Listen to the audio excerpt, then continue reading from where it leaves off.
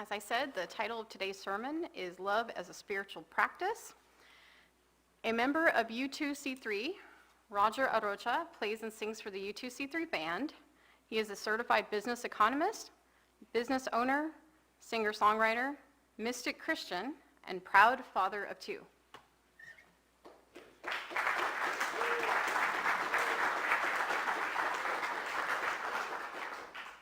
Good morning, friends. I'm humbled to have the privilege to share this sermon with you guys.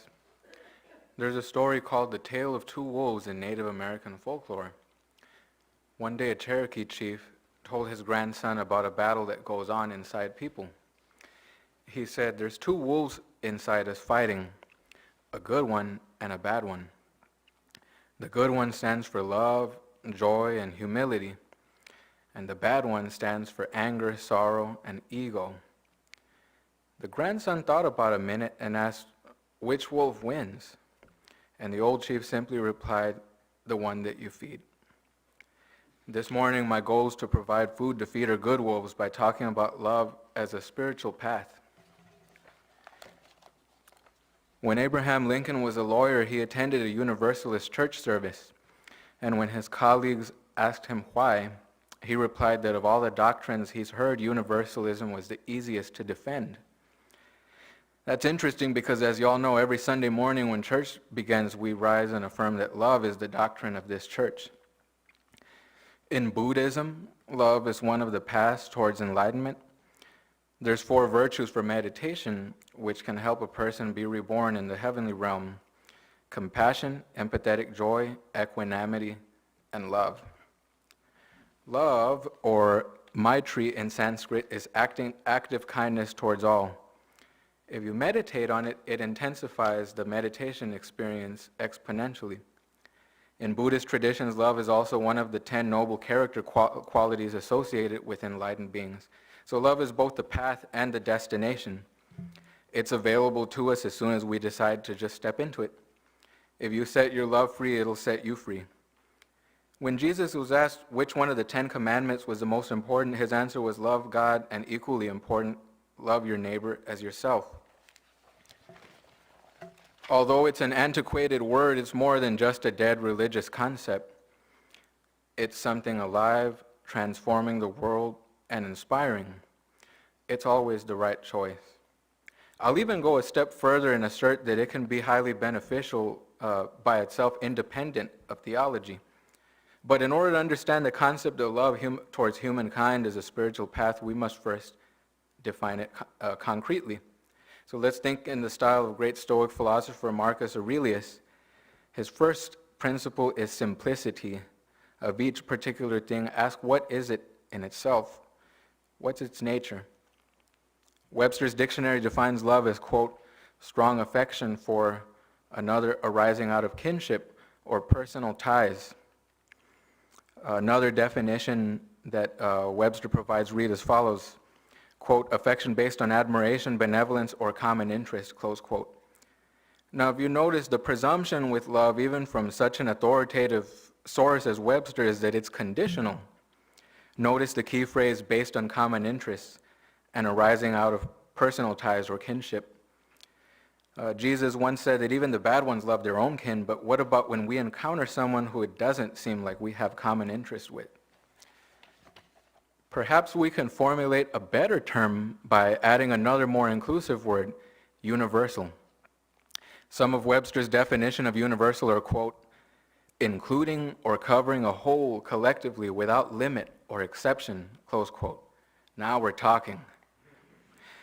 Here's more definitions of universal, and if you'll permit me, I'll paraphrase with the word love added before each definition. Love available equitably to all members of a society. Love embracing the greatest portion of mankind. Love existent or operative everywhere under all conditions. That last one sounds like the definition of God, but all we did was get a Webster's definition of universal and add love.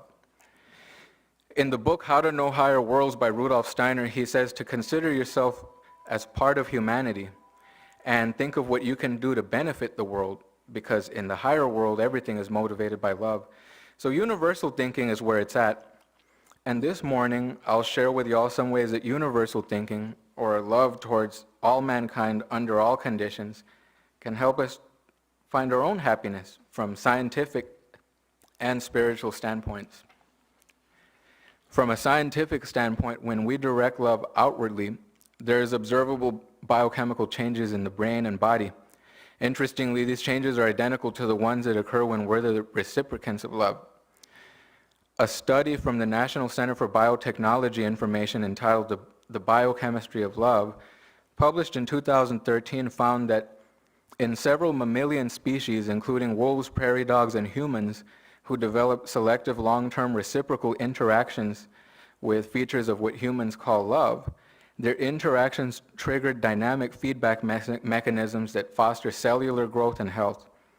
One of the findings of the study was that, quote, one element that repeatedly features in this biochemistry of love is the neuropeptide oxytocin, close quote. Oxytocin, also known as the cuddle hormone, is known to protect brain functions, delay Alzheimer's, promote neural growth, and stop the release of bad hormones such as cortisol. The study concludes that, quote, without loving relationships, humans fail to flourish even if all their other basic needs are met, close quote. Another article from Harvard's Science in the News website, published in 2017, explains how the brain releases dopamine, serotonin, oxytocin, vasopressin, and a cocktail of other feel-good neurotransmitters when we spend time with loved ones, engage in hugs, and engage in other social cordiality. The Harvard article concludes that biochemically, quote, love is its own reward, close quote. The book Global Brain is written by genius Howard Bloom, who spent 40 years in psychology with a long-standing interest in evolution. The high-level concept of the book is that, in basic terms, when groups of humans and all other species, all the way up to entire ecosystems, share with each other and work cooperatively, they survive, while the groups who fight among themselves perish. Along with competitive survival of the fittest, universal thinking also asserts itself as a law of evolution. Albert Einstein, in his book The World as I See It, writes, quote, if one purges Judaism of the prophets and Christianity of the priests, one is left with a teaching which is capable of curing all the ills of society. What Einstein's saying is that a simple doctrine of love and universal thinking has the capacity to solve all the problems of the world. In order to understand Jesus' power as an archetype, we have to look at his actions. His teachings were good, but in my view, the most useful thing to look at to understand what he's about are his plain, everyday earthly actions. He didn't just serve the well-off and the opulent or those of his own race, but he was a friend to all.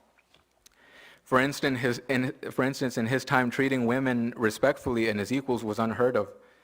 In Jesus' time, the popular social convention was for them to be treated as second-class citizens, if even citizens at all. But he preached to everyone, men, women, Jews, Gentiles, rich folk, poor folk, a prostitute, and even lepers. In that time, society viewed lepers as unclean, not only unclean to be near, but unclean morally. In his time, the only people more despised than lepers were tax collectors, as they still are.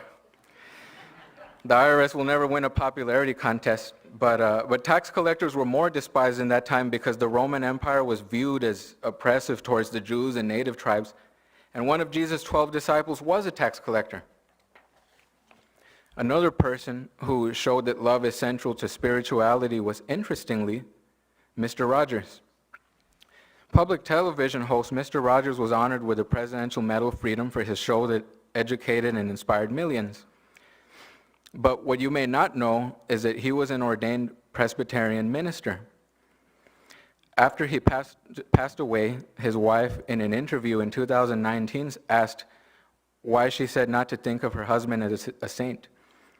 And she replied, quote, I think of a saint as someone who's just good without working at all, but he worked hard on his ministry, and his ministry was the program, close quote. His show was the ministry. When I was a kid, I watched Mr. Rogers' Neighborhood every day, and I don't remember him ever saying anything about theology, But what I do remember was him exhibiting values of inclusiveness and love for ourselves and love for our neighbors. So universal thinking isn't merely an aspect of theology, but it really is central to spirituality. In its most pure form, it exists in the supersensible world as an inner experience. In the book, The Choice for Love, Dr. Barbara DeAngelis writes, "Compassion is an inner state of an open heart, not an action or choice." Now here's something interesting. Founding Father Benjamin Franklin was a fellow Unitarian. As a matter of fact, he was present at the inauguration of the first Unitarian Church of England. And as an independent thinker, he concluded that there was a clear connection between universal thinking and honoring God. And he even concluded that there was a connection between universal thinking and honoring oneself. For instance, in his most widely circulated publication, Poor Richard's Almanac, he wrote, quote, "When you're good to others, you're best to yourself," close quote. Which brings me to my next point about love as a spiritual path, self-love. Self-love can be tough to master because for those of us who are most universal thinking, sometimes we put so much effort into taking care of ourselves that our own self-care gets sacrificed. At work, we meet our jobs and our bosses' demands to make sure they're taken care of and look good. At home, we take care of our spouses, our kids, we nurture our pets, support our friends. But it's okay to nurture ourselves too. I'll go a step further and assert that self-care should be a priority, so you can be a strong rock for others to lean on. Make a plan, live well, and be your own rock first. When you need encouragement, tell yourself the things that you need others to tell you. And when you go to the store, don't just get gifts for others, but treat yourself too. Another one of the best ways to love yourself is to surround yourself with people who love you. Which brings me to my next point, the love in this congregation, with you guys.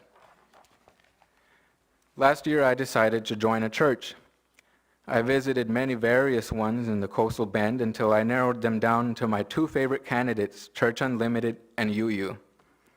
For a few weeks, I was dating both churches. I would attend I would attend the 11 a.m. service here and then run to the 1 p.m.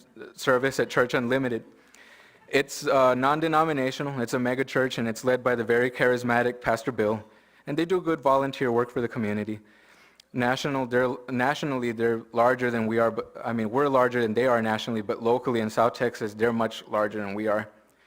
And they've established 100 smaller churches around Texas, plus a prison ministry, and they're one of the, quote, cool churches with no dress code. And what's most remarkable about them is that with the big crowds and all the high-end audio and lighting and video broadcast, and the services feel like being at an NFL football game.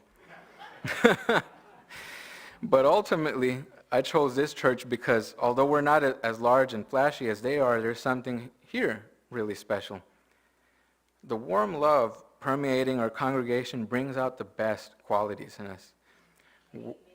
Thank you. We're friendly and welcoming to newcomers, and we form tight, genuine friendships. During the time I was attending both churches, I felt like Andy in the movie Toy Story with his two favorite toys, Woody and Buzz Lightyear. And Buzz, like Unlimited, has a state-of-the-art technology and lasers and wings and can fly and sound effects, gadgets and gizmos. But if y'all remember, the theme song for the friendship between Woody and Andy was, "You got a friend in me."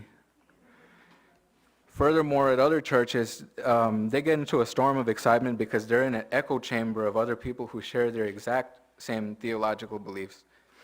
But I'm proud to say, as a UU, I'm excited because I'm with others who are open-minded to each other's beliefs. And to me, this love and respect for our fellow independent, intelligent, free thinkers is the pinnacle of universal thinking. Here's another thing I love about this church is right now we're a lay-led congregation, so that means outside of these walls, we work 40 hours a week, raise families, handle our business, and we still devote enough time and energy and money into our church to create memories for our families and inspire each other every Sunday, not to mention extracurricular activities on other days. So if no one's verbalized this lately, I will. We should all be proud of ourselves.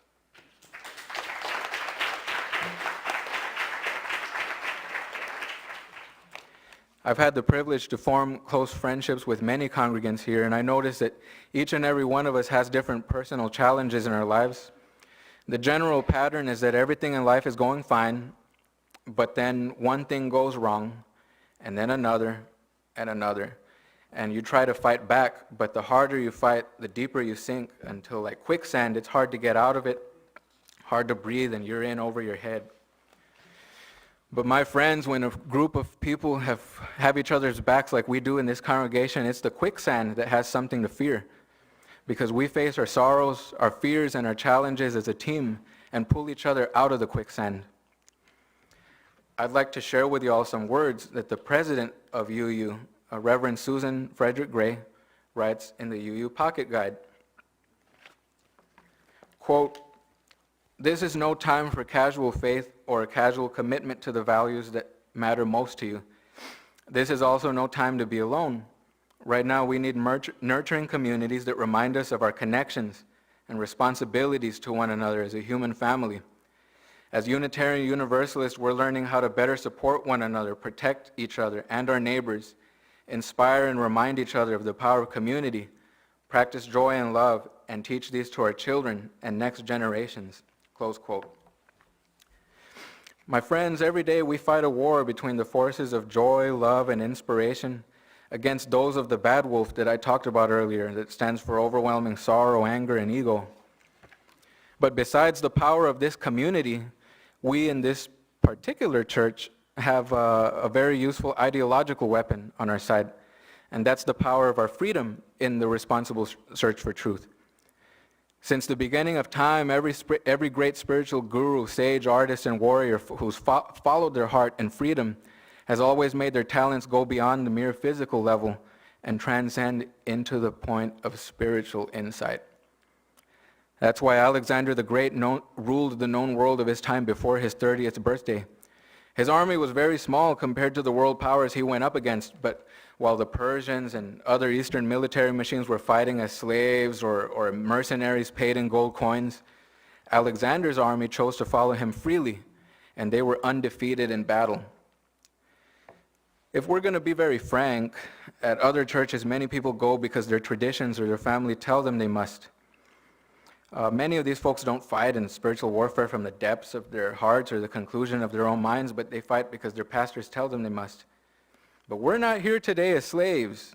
As Unitarian Universalists, we're here today as free men and women, free independent thinkers united by love.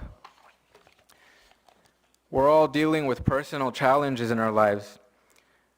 Not to mention that now we come to a bizarre junction in history where in this corner of the heavyweight matchup, AI makes works of art and poetry while humans are doing the hard works on minimum wage, and where it's in the realm of possibility that the political world can be ruled by Trump.